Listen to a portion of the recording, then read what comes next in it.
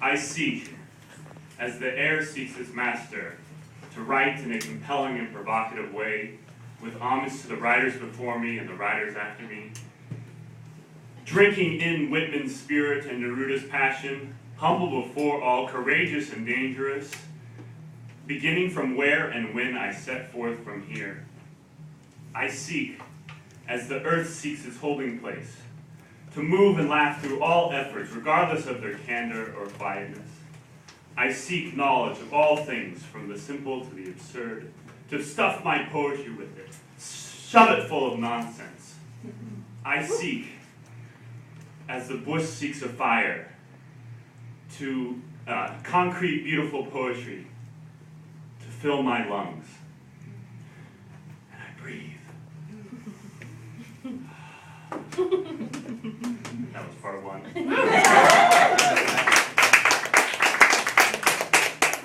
Next poem I'm going to recite for you is Imago Dei.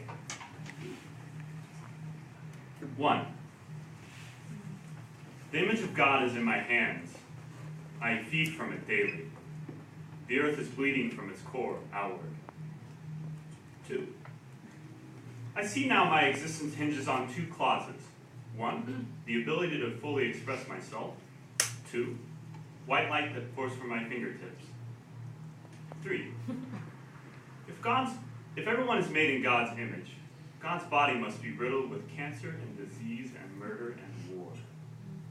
4, I'm glad I don't carry the baggage of the world on my shoulders like a homeless man with his life in a shopping cart.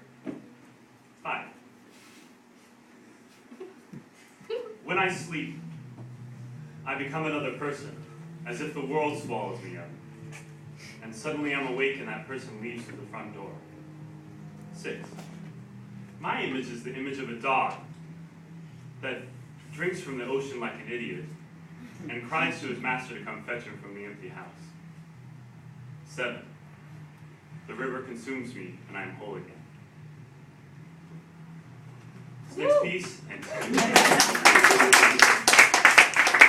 this piece is entitled Alone in the Forest. If I fall in love in a forest and no one is around, do I truly fall in love?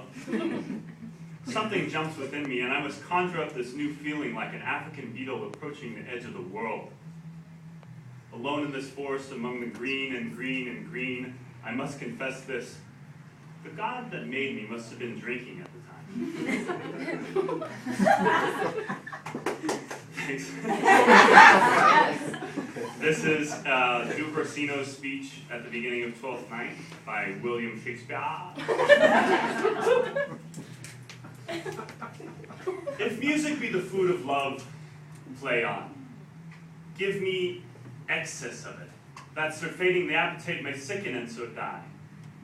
That strain again, it had a dying fall. Oh, it came over my ear like the sweet sound that breathes upon a bank of violets, stealing and giving odor. Enough, no more. 'Tis not so sweet now as it was before. O spirit of love, how quick and fresh art thou, that notwithstanding thy capacity receiveth the sea, not enters there, of what validity and pitch soe'er, but falls into abatement and low price even in a minute. So full of shapes is fancy that it alone is high fantastical. Oh, when my eyes did see Olivia first, methought she purged the air of pestilence. That minute was I turned into a hart, and my desires, like fell, cruel hounds, e'er since pursue me. How now? What news from her?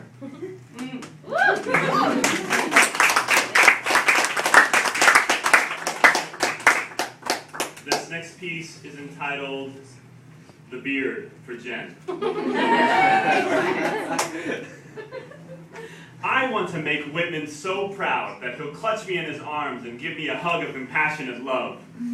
My beard will Linens quiver in his cold-ass boots, but we'll groove together in Russia, beards flailing in a dance of sacrifice. My beard will be so strong that Berryman will clutch onto it from the bridge, and I will pull him to safety.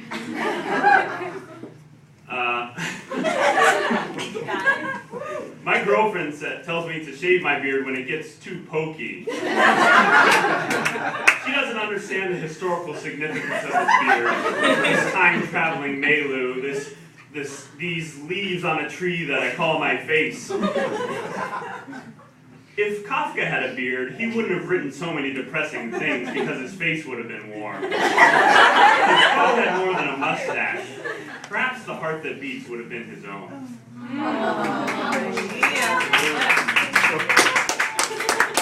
This one is called The Weight of Two Pears.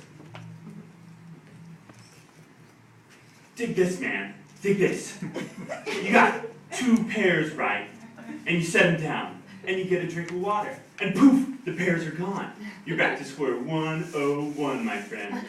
But get this, you got that water now in there, coursing through and oxidizing everything. It's blood you've been drinking, man, pure blood, like a greyhound. And one more thing, that exchange you made, 2 pears for water, was the best goddamn thing to ever happen to you, because dig this, the pears were actually bears. They were about to eat your face off. Good exchange, my friend. A good exchange indeed. And with that, God dusted off his hands and disappeared from my bedroom.